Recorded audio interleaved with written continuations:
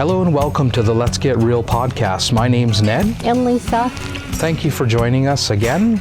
If you're a returning viewer or if this is your first time, welcome. Yes, welcome. Today's topic is about the shift that's been occurring. A few days ago, I put a post on my Facebook and I was asking people if they felt like they've had a shift, and I asked people if they felt out of sorts with friendships and out of sorts with daily routines, loss of motivation, and the results were pretty standard across the board, that a lot of people were feeling that way. And this is something that Lisa and I have been noticing, and I've been aware of this for quite a while.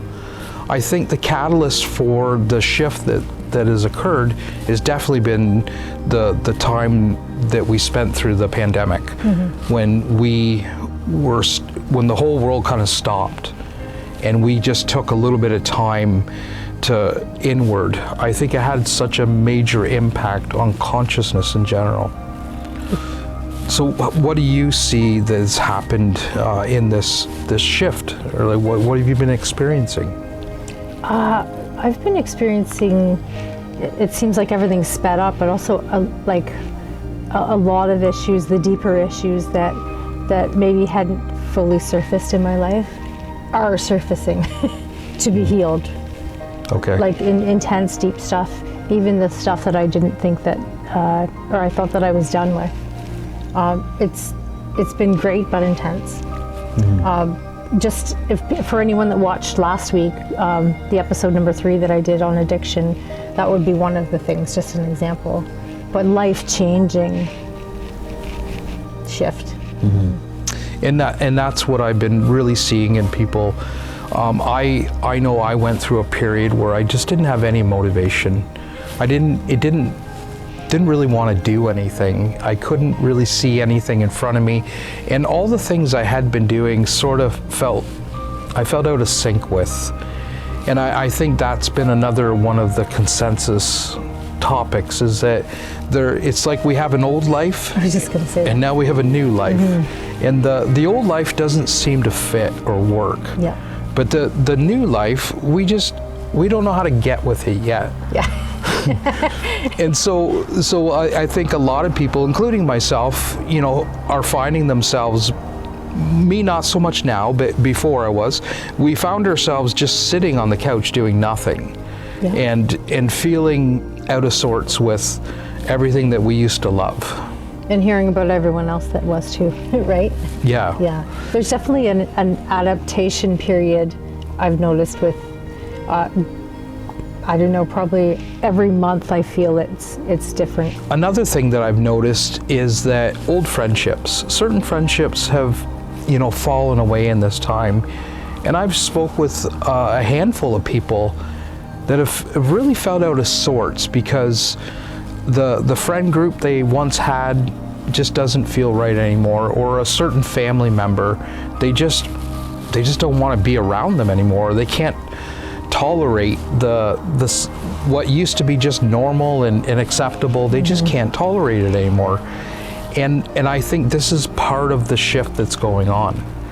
Yeah, I feel like that because there's a global consciousness shift, the vibration is higher, things are becoming lighter, which is wonderful. But that's also, it's lightening our lives, right? Heavy relationships that we just refuse to let go of. It's sort of this whole shift has given us permission to do so. It doesn't mean it's comfortable.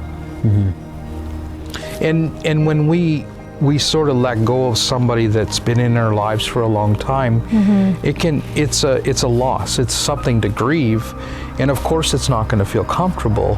But I think this shift that's happened and still happening, we just can't not do it. We can not pull ourselves away. For those that sort of get left behind and have a lot of resistance, I think it's going to be more painful. It's going to be more painful until they move on, So my idea, what I think that caused or created this shift to happen, and what's happening now is that, obviously there was the lockdown and the slowing down is the cause. And then what's happening now is that our consciousness has gone from here to here. So we've had a change in consciousness. And I talked about this in my book, Awakened, The Reality of What Is. So what is comfortable and acceptable in one state of consciousness, when we move into a different state of consciousness, it's no longer comfortable or acceptable. And I think it's important that we sort of honor the new place that we're moved into. And to honor that, you know, I think that it's time to be more creative, reaching into our creative side. And when I say that, I don't mean about, you know, starting to become a musician or an artist. When I'm talking about it's a time to be creative. The creative aspect that I'm talking about is that inner nudge, that inner knowing, that voice that's in the silence in you, or that just that knowing in your heart and mind that I've always wanted to do this, or I've always wanted to do that. And I think now's the time to get creative and move into doing new things, even if you feel a little uncomfortable at first. You know, I've been doing this. I write nonfiction books. All the books that I've written so far have been nonfiction, and I had this nudge to write a fiction book, and I'm like, my mind is saying, no, I don't do that. That's not my thing. Your mind, exactly. That's exactly it. But I just listened to it, and I followed it, and what happened was that this is probably one of the most creative projects I've ever done, aside from, you know, illustrating all the oracle cards and writing that book. But this has been one of guaranteed the most funnest project I've ever done. And it's just been such an inspiring time for me. But that was me following the creativity that was naturally arising in me. And we all have creativity that's arising inside of us. And that creativity is the nudge. Go do this, go try that. We talked about this earlier today, actually, that even just you saying yes to that, stepping into your creativity, and thereby raising your vibration, it wakes other people up around you, right? It has an effect on other people around you. They're inspired, and your shift helps other people shift. 100%. So by me following these creative nudges, it brings up all this energy in me, and in turn that sort of swells out into everything and everyone around me, and that's how I see us really getting over the hump of this shift, is that people move into a creative life versus a repetitive one. Oh, that's good. You know, instead of just repeating yesterday. And at this point, I think a lot of people can't. They just can't do it. They can't repeat yesterday one more time. So they'd rather just sit on the couch and Netflix. And so that's not me, but that's not her. That's a lot of people. I have to keep a net to keep Nellie around. Yeah, just like a fairy, a butterfly.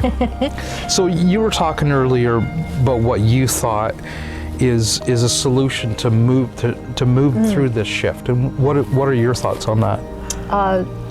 Again, it's internal. It's not looking externally. So it's listening to your heart, and that sounds so cliche, but anything that's heart-centered. So whether, especially in business, actually, that's because things are changing, structures are changing, businesses are changing, conscious business.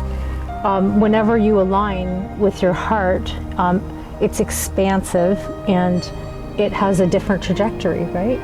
And anything that feels contracted is not the direction you want to go. And things that used to feel expansive might now feel contracting. And we need to listen to that, because that is guidance. It's trying to show us.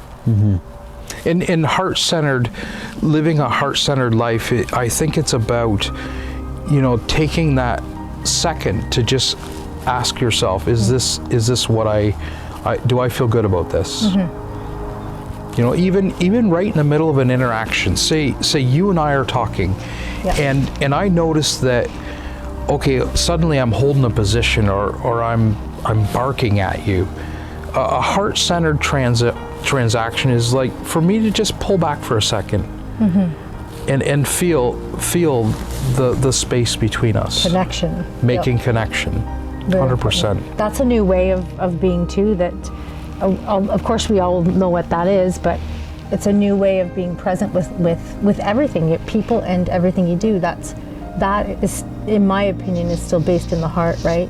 Or it very much is. And again, I see that as a means to work through the shift that, you know, may be feeling constrictive or uncomfortable. Start moving that, your focus, into heart-centered interactions with yourself, with others, with things that you may want to do.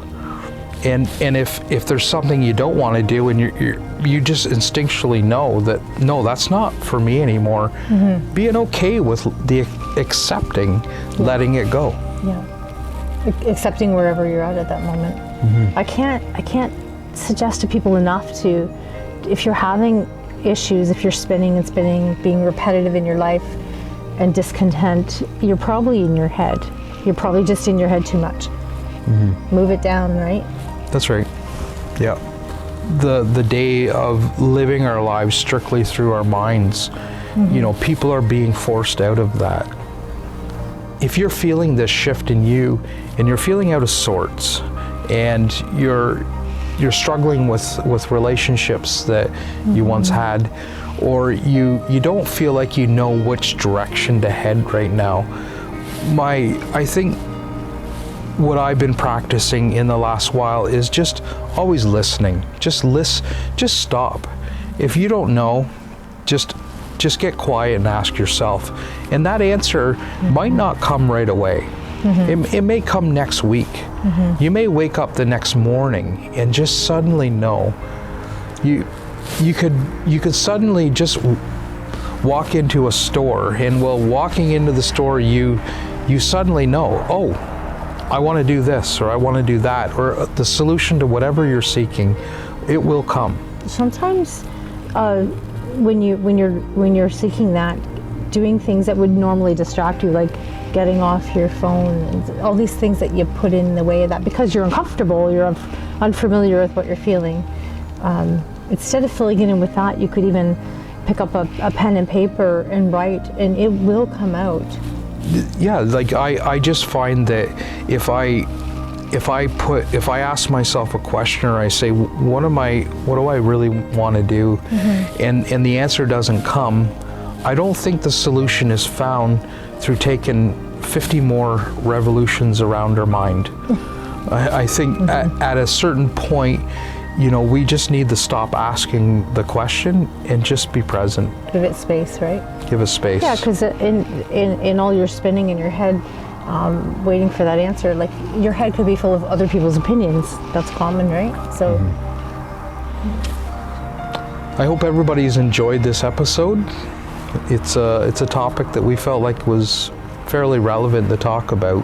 Hope everyone's having a wonderful day. Take care. Take care.